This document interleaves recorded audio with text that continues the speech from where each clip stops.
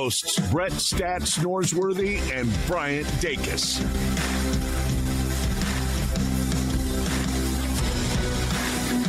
Welcome into Sports Time. Bryant and Brett with you. Landon Schmidt producing. We're Sports Time. We're with you for the next 3 hours. A lot to get into this afternoon as the first round is behind us. The Grizzlies did make 2 picks last night, but one was at number 3 and the other one not at number 16. We thought there would be movement, but I don't know if we anticipated this type of movement, the Grizzlies moving back in the draft. So a lot to talk about from the Grizzlies' perspective, who they chose last night, what happened around the NBA with the rest of the draft. Second round will get started later tonight, 7 o'clock on ESPN. The Grizzlies right now with the second pick tonight, the 32nd overall pick. But according to reports, they are having conversations, looking for trade partners for that pick. So we'll see if that means they move down, move back in the second round, or if they get out of the second round completely. We will see what happens tonight. But ton to get to, not only with the draft, but everything else going on around the sports world. But Brett, how are you this afternoon? Brian, I'm doing well. And I said yesterday that it was bulletproof. There was just no way that with those at least 2 picks that there would be any questioning of Zach Kleiman, that we were getting ready for a really great day in Memphis Grizzlies history. I firmly believe that happened. Yeah. Not any criticism, but some more questions than I thought I would have. Sure. A little more head-scratching, dubiousness. Oh, really? That, huh? Yeah.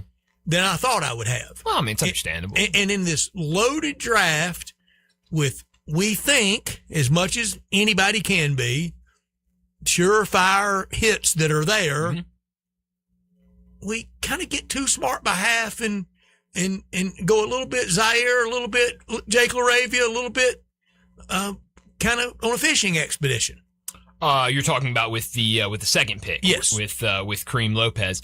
I don't know if I would compare him to those two guys. I certainly think there are questions about him. Obviously, he has his issues, just like a lot of players in the draft do. And I know you've watched New Zealand basketball. I actually haven't. I really thought you had. No, I wouldn't be No. facetious. I have. That's way too. I mean, it's like 3:00 in the morning. They're getting those games started. I cannot. And what day cannot commit to that. Yeah, I mean, it's insane. I've certainly seen some highlights of him, but don't know a ton about him. And we talked about it last week when you were out about him as a prospect, not really to the Grizzlies, but just him as a prospect of you look up and down this first round. Obviously looking at the mocks at that point of we kind of have a feeling about all of these guys because all of them played college basketball, and then you've got a couple of international guys, and it felt like Kareem Lopez was the one that all the mocks had him going in the first round, but it just seemed like a lot of unknown about him. But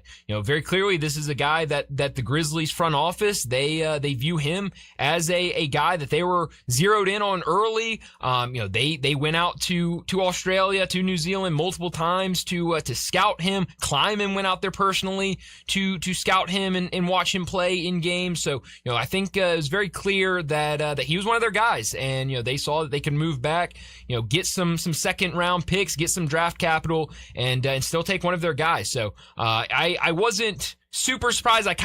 Yesterday we talked about that idea of going best available, maybe not going a point guard with that second pick. I just always kind of had that feeling that Kareem Lopez, I had nothing to base it off of. I just kind of in the back of my mind was like, I could see a scenario where Kareem Lopez somehow gets taken by the Grizzlies, and ultimately that was the pick. So, and I'm not ridiculing it. I am not.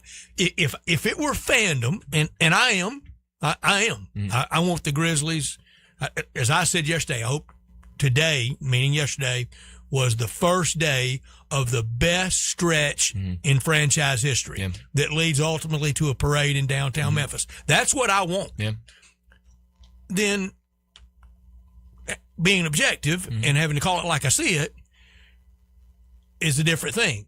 As a pure fan, so this was kind of my reaction with the Boozer announcement, the inevitable. We knew it was happening. Yeah. We're turning a corner. Yeah.